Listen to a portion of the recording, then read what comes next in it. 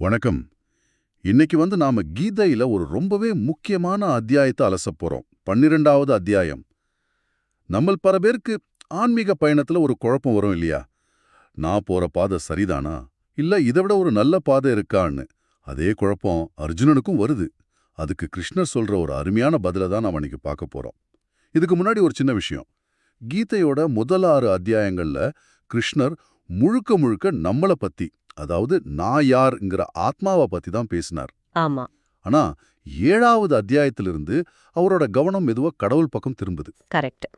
அந்த வகையில இந்த 12வது அத்தியாயம் கடவுளை எப்படி அணுகிறதுங்கிற போதனைகளோட ஒரு முக்கியமான கட்டம். ஆமா, கடவுளை அடையறதுக்கு ஒரே ஒரு வழி இல்ல, பல வழிகள் இருக்குன்னு கிருஷ்ணர் இங்க ரொம்ப தெளிவா சொல்றார். நிலைகள் அவர் சொல்றாரு. ஓ, 5 படிநிலைகளா? சரி, அது என்னென்ன கொஞ்சம் விளக்கமா சொல்லுங்களேன். கண்டிப்பா. இத ஒரு ஏணி மாதிரி நாம நினைச்சுக்கலாம். முதல் படிநிலை தனக்கு வேண்டிய இன்பங்களுக்காகவும் உலகத்துல ஆதாயம் கிடைக்கணும்னு ஒரு கடவுளை வணங்குறது.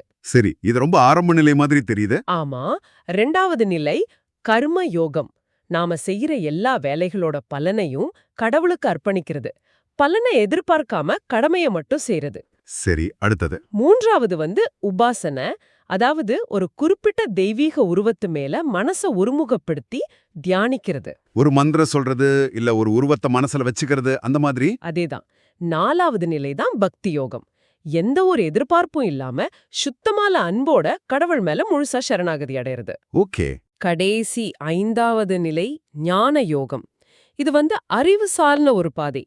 எல்லாமே அந்த பிரம்மம் தான், உருவமற்ற அந்த ஒரு பரம்பொருள் தான் எல்லாத்துக்கும் மூலம் அப்படின்னு அறிவால உணர்றது. வாவ், இந்த 5 நிலைகளையும் கேட்கும்போதே இது ஒரு பெரிய மலை மாதிரி தெரியுது. இதுல நான் எந்த இடத்துல இருக்கேன்னே எனக்கு ஒரு குழப்பம் வருது. நிச்சயமா. அர்ஜுனனுக்கும் இதே மாதிரி ஒரு உணர்வு தான் வந்திருக்குமா? கரெக்ட். அதனாலதான் முதல் ஸ்லோகத்திலே அர்ஜுனன் ஒரு ஆழமான கேள்வியை கேக்குறான். என்ன கேக்குறான்? அவன் கேக்குறான், கிருஷ்ணா, கண்ணுக்கு தெரியற நம்மால் உணரக்கூடிய உங்களுடைய அந்த பிரபஞ்ச வடிவத்தை தியானிக்கிறவங்க சிறந்தவங்களா, இல்ல எந்த உருவமும் குணமும் இல்லாத அந்த நிராகார், அதாவது உருவமற்ற பிரம்மத்தை வணங்குறவங்க சிறந்தவங்களா அப்படின்னு கேக்குறான். ஆமா, இது ரொம்ப பொதுவான கேள்விதான். ஒரு சாமியை கும்பிடுறதா இல்ல எதுவுமே இல்லாத ஒரு சக்தியை நினைக்கிறதா? ஆமா, பல ஆன்மீக சாதகர்களும் வர்ற முக்கியமான சந்தேகம் இது. இதுக்கு கிருஷ்ணர் என்ன பதில் சொல்றார்? இங்கதான் கிருஷ்ணரோட புத்திசாலித்தனம் வெளிப்படுது. 2வது ஸ்லோகத்துல அவர் என்ன சொல்றாருன்னா, யார் என் மேல ரொம்ப ஆழமான நம்பிக்கையோட மனச நிலைநிறுத்தி என் பிரபஞ்ச வடிவத்தை வணங்குறாங்களோ அவங்க தான் எனக்கு மிக சரியானவங்க அப்படின்னு சொல்றார். ஓ, அப்போ அவரு பக்தி மார்க்கத்தை தான் பரிந்துரைக்கிறார். ஆமா, அர்ஜுனனுக்கு 4வது நிலையான பக்தி மார்க்கத்தை பரிந்துரைக்கிறார். ஒரு நிமிஷம், இங்க ஒரு கேள்வி வருது. ஏன் பிரபஞ்ச வடிவத்தை வணங்குபவரே மிகச் சரியானவர்னு அவர் சொல்றார். ஆனா நாம எல்லா பாதையும் ஒண்ணுதான்னு புரிஞ்சுக்கிறோம். இது ஒரு முரண்பாடு மாதிரி இல்லையா? அருமையான கேள்வி. இது முரண்பாடு இல்ல. இது ஒரு தனிப்பட்ட அறிவுரை. தனிப்பட்ட அறிவுரையா? ஆமா. ஒரு டாக்டர் கிட்ட 10 பேர் போனா 10 பேருக்கும் ஒரே மருந்து கொடுக்க மாட்டார் இல்லையா? இல்ல, கொடுக்க மாட்டார். ஒவ்வொருத்தரோட உடல்நிலைக்கு ஏத்த மாதிரி மருந்து கொடுப்பார். அது மாதிரி கிருஷ்ணர் அர்ஜுனனோட மனநிலைய பாக்குறார். அர்ஜுனன் ஒரு போர் வீரன், ரொம்ப உணர்ச்சி பூர்வமானவன். அவனுக்கு உருவமே இல்லாத ஒரு தத்துவத்தை தியானிக்கிறது ரொம்ப கஷ்டம். இப்ப புரியுது. அதனால அவனுக்கு எது ரொம்ப உகந்ததோ, எது நடைமுறைக்கு சாத்தியமான பாதையோ அத காட்டுறார். அப்போ எல்லா பாதையும் ஒரே இடத்துக்கு தான் போகும். ஆனா உங்க பயணத்தை ஆரம்பிக்க உங்களுக்கு எது சுலபமான வழியோ அதை தேர்ந்தெடுங்கன்னு சொல்றாரு. மிகச் சரியா சொன்னீங்க. இத ஒரு நெடுஞ்சாலை உதாரணத்தோட சொல்லலாமா? இந்த 5 நிலைகளும் அந்த நெடுஞ்சாலையில சேர்றதுக்கான வெவ்வேறு இணைப்புச் சாலைகள், அதாவது என்ட்ரி ரேம்ப்ஸ் மாதிரி. அதேதான்.